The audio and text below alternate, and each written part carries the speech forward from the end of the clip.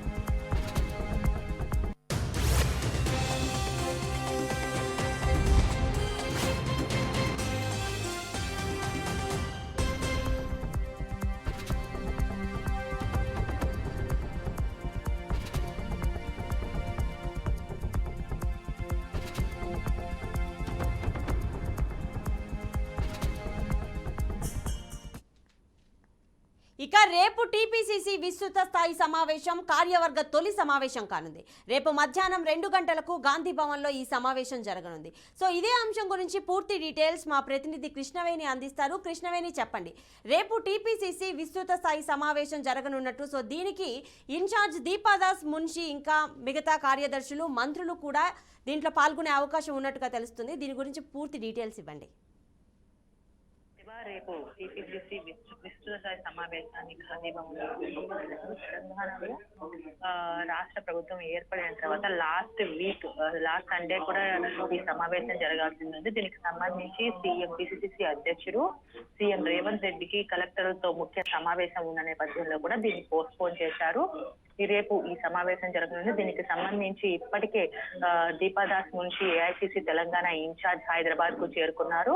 ముఖ్యంగా మనం చూసుకున్నట్లయితే తెలంగాణ ఇన్ఛార్జ్ లోక్సభ ఎన్నికలు సమీపిస్తున్న నేపథ్యంలో ఇన్ఛార్జీల బదిలీ చేసింది అటు ఏఐసీసీ, ఇటు తెలంగాణకు ఉన్న ఇన్ఛార్జ్ మాణిక్రావు ఠాకరేని గోవాకు తరలించి దీపాదాస్ మున్షి లాస్ట్ టైం ఎన్నికల అబ్జర్వర్ గా ఇక్కడికి వచ్చారు.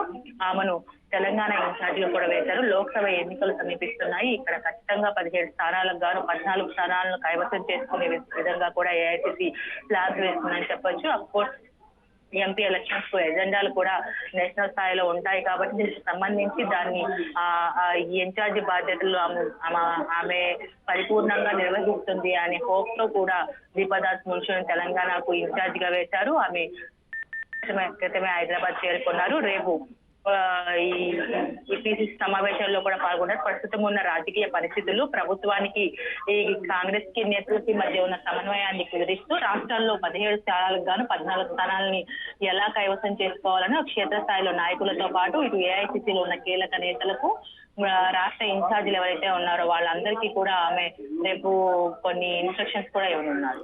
Right, thank you Krishnaveni.